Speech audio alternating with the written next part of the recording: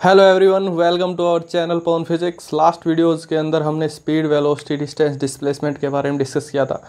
आज की इस वीडियो के अंदर हम कुछ एक ग्राफ जो है पोजीशन और टाइम से रिलेटेड कुछ एक इम्पोर्टेंट ग्राफ जो है वो इस वीडियो के अंदर डिस्कस करेंगे। तो सबसे पहले जो ग्राफ जो है वो स्टेशनरी ऑब्जेक्ट के लिए है। मान लीजिए आपके पास कोई ऑब्जेक्ट है, अगर वो मूव ही नहीं कर रहा है, वो अपनी जिस जगह पे है वहीं पर ही है, तो उसके लिए हमारे पास कैसे ग्राफ होगा। तो देखिए, सबसे पहला जो ग्राफ दिखाया गया है वो स्टेशनरी ऑब्जेक्ट के लिए दिखाया गया है। फॉर स्टेशनरी ऑब्जेक्ट, मान लीजिए आप ऑब्जर्वर है। ऑब्जर्वर मतलब जो ऑब्जर्व करने वाला है। दूसरा, जिसको आप ऑब्जर्व कर रहे हैं, कोई अदर पर्सन है जिसको आप ऑब्जर्व कर रहे हैं। तो ऑब्जर्वर के पास क्या होता है, आपके पास एक घड़ी होती है, टाइम, जिसके अंदर आप देखते रहते हैं। तो आप उसको ऑब्जर्व कर रहे हैं, किसी ऑब्जेक्ट को आप ऑब्जर्व कर रहे हैं। जैसे ये आपके पास कोई ऑब्जेक्ट है, इसको आप ऑब्जर्व कर रहे हैं। आप यहाँ से ऑब्जर्व कर रहे हैं इसको।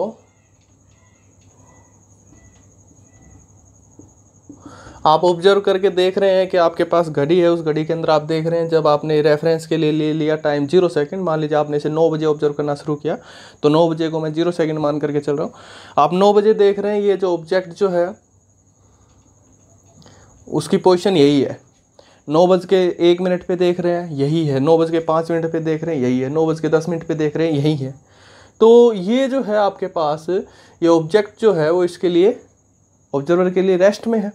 मतलब इसकी पोजीशन जो टाइम के साथ चेंज नहीं हो रही है। फॉर एग्जांपल, आप मान लीजिए ऑब्जर्वर है, आप अपने घर को देख रहे हैं, या स्कूल को देख रहे हैं, या अदर बिल्डिंग को देख रहे हैं।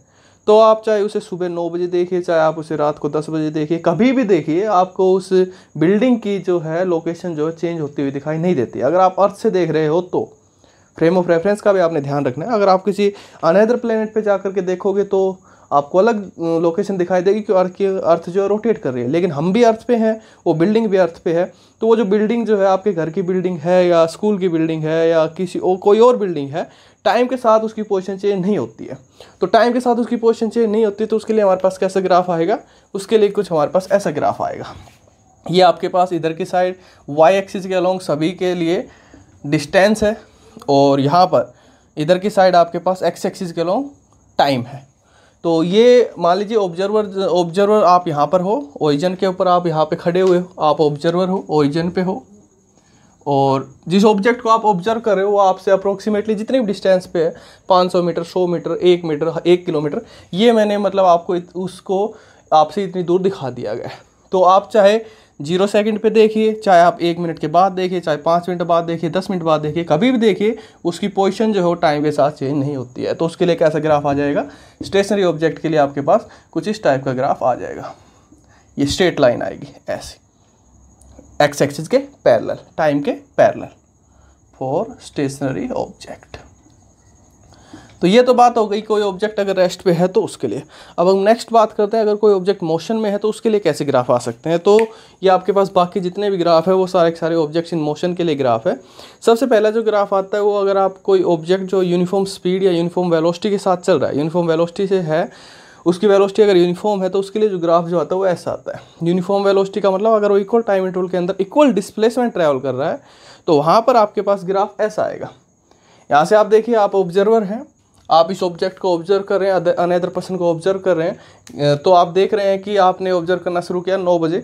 9 बजे आपने देखा कि वो आपके लिए रेस्ट पे था, यहाँ पर था। 9:05 पे देखा तो आपने देखा कि वो आपसे 10 किलोमीटर दूर जा चुका है। 9:10 पे देखा कि वो आपसे 20 किलोमीटर दूर जा चुका है। 9:15 पे देखा आपने 30 किलोमीटर दूर जा चुका है। तो हर 5 मिनट के इंटरवल के अंदर वो 10 किलोमीटर की डिस्टेंस, डिस्प्लेसमेंट वहाँ पर ट्रैवल कर रहा है। तो उसके लिए जो ग्राफ जो आता है ये हमारे पास स्ट्रेट लाइन ग्राफ आती है विद यूनिफॉर्म वेलोसिटी के लिए। अगर उसकी वेलोसिटी जो है, अगर वो ऐसे सीधा फॉरवर्ड डायरेक्शन के अंदर चल रहा है, उसकी टाइम यहाँ पर, तो उसके लिए जो ग्राफ जो आएगा वो आपके पास ऐसा आएगा। इक्वल टाइम इंटरवल के अंदर इक्वल डिस्प्लेसमेंट जो है वो ट्रैवल कर रहा है। यहाँ से आप ये इंटरवल उठा लीजिए, चाहे ये आप उठाओगे टाइम इंटरवल T1, ये T2 माइनस T1 हो जाएगा टाइम इंटरवल। यहाँ से आपके पास ये डिस्टेंस x1, ये x2, तो ये आपके पास कितना हो जाएगा, x2 माइनस x1। कोई भी इंटरवल उठा लीजिए, चाहे आप यहाँ से उठा लीजिए T3, T2, x3, x2, जिस भी इंटरवल के लिए उठाओगे आपके पास जो वेलोसिटी जो है आपको यूनिफॉर्म ही देखने को मिलेगी। तो यूनिफॉर्म वेलोसिटी के लिए कुछ ऐसा ग्राफ हमारे पास आ जाता है।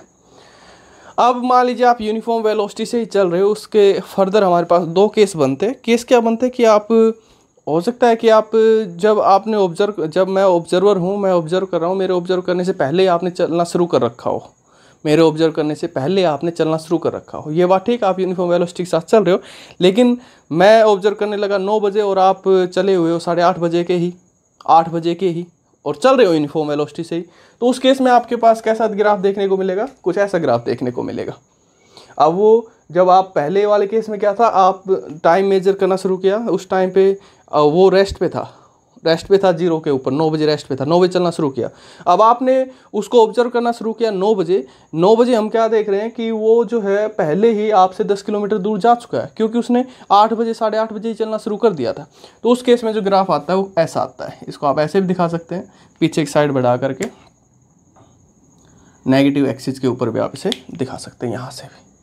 तो उस ऑब्जेक्ट के लिए जो ग्राफ आता है वो ये आता है। ओके, अब मान लीजिए आपने ऑब्जर्व करना शुरू किया, और ऑब्जर्व करना शुरू किया, अगर वो ऐसे, अगर आप उसको पॉजिटिव एक्सिस पे देखते हो, पॉजिटिव एक्सिस पे चलना शुरू किया, मतलब वो आप उसको देख रहे हो कि आपने उसको ऑब्जर्व करना शुरू किया 9 बजे, और आप 10 बजे तक देख रहे हो रेस्ट पे ही है, वो चल ही नहीं रहा है, जहाँ है वही है। 10 बजे के बाद उसने चलना शुरू किया, 10 बजे के बाद उसने चलना शुरू किया, और उसके बाद जब वो चलता है तो यूनिफॉर्म वेलोसिटी के साथ चलता है। यूनिफॉर्म वेलोसिटी मतलब इक्वल इंटरवल के अंदर इक्वल डिस्प्लेसमेंट वो ट्रैवल कर रहा है। तो उसके लिए जो ग्राफ आता है वो ऐसा आता है, इस टाइप का ग्राफ आता है।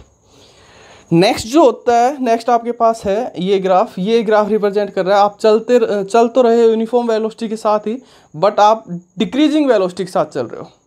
आपकी जो वेलोसिटी जो है वो डिक्रीज कर रही है, डिक्रीज वेलोसिटी के लिए आपके पास जो है कुछ इस टाइप का ग्राफ आपके पास आ जाता है। ये फॉर डिक्रीजिंग वेलोसिटी, टाइम के साथ आप देख रहे हो आपकी वेलोसिटी जो है डिक्रीज होती जा रही है। देखिए यहाँ से आप देख रहे हो, ये आप इंटरवल उठाओगे, ये वाला,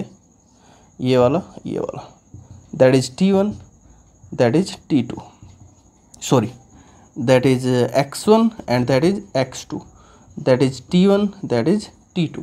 तो यहाँ से आप वैल्यू फाइंड आउट करोगे वेलोसिटी की, that is equal to X2 minus X1 divided by T2 minus T1। तो यहाँ से देखिए X2 माइनस X1, यहाँ पे क्या आपके पास X2, यहाँ पर क्या है X1। X2 की जो वैल्यू है आप देखिए कम है, X1 की वैल्यू ज़्यादा है, ये वैल्यू आपके पास कम है, ये वैल्यू ज़्यादा है। तो ये जो वैल्यू जो आएगी कैसे आएगी? नेगेटिव में आएगी। या आप अनदर कोई इंटरवल उठाते हो, जैसे यहाँ से आपने उठा लिया, that is T3, that is X3। यहाँ से आप उठाते हो कोई भी इंटरवल ले लीजिए, यहाँ से आप वेलोसिटी फाइंड आउट करते हो, V is equal to X3 minus X2 divided by T3 minus T2। किसी भी इंटरवल के लिए आप देखोगे वेलोसिटी डिक्रीजिंग मिलेगी। X3 यहाँ तक कि आप ये डिस्प्लेसमेंट देखोगे, ये इतना सा है, X2 इतना है। तो बड़ा कौन सा है? बड़ा आपके पास बड़ा कौन सा? X2 है। X3 क्या है? छोटा है। छोटे में से बड़ा घटाओगे तो क्या आएगा? छोटा आएगा, मतलब नेगेटिव में आएगी। तो यहाँ पर वेलोसिटी क्या हो रही है? डिक्रीज हो रही है। तो डिक्रीजिंग वेलोसिटी के लिए आपके पास ऐसा ग्राफ देखने को मिलता है। नेक्स्ट टाइप का जो ग्राफ आता है वो हमारे पास आता है नॉन यूनिफॉर्म मोशन के लिए।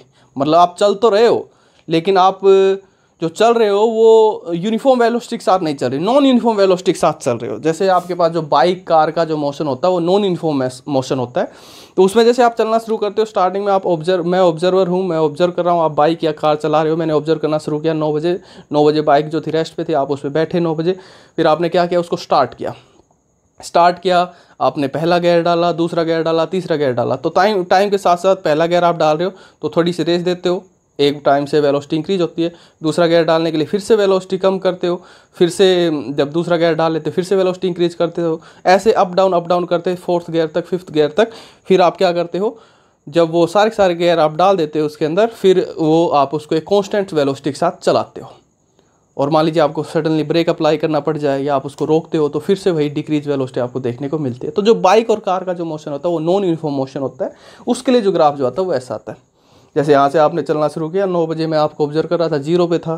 फिर धीरे धीरे आपने गियर डाल करके यहाँ तक इंक्रीज वेलोसिटी, फाइनल वेलोसिटी पहुँच गई 60 kilometre per hour, 40 kilometre per hour, जितनी स्पीड पे आप चला रहे हो। उसके बाद आप कांस्टेंट जो है वो बाइक जो है, कार जो कांस्टेंट वेलोसिटी से आप चला रहे हो, जब तक आप उसको कम नहीं कर रहे हो तो कम करते हो फिर से आप रैंडमली कैसे भी आप कम ज़्यादा कर सकते हो। एकदम से आप स्पीड आप जो है एक्सेलेरेटर को एकदम से छोड़ रहे हो या सडनली ब्रेक अप्लाई करें तो उसके अकॉर्डिंग आपके पास आगे जो ग्राफ जो कैसा भी आ सकता है। ओके, तो ये थे हमारे पास different graph for position time. Thank you.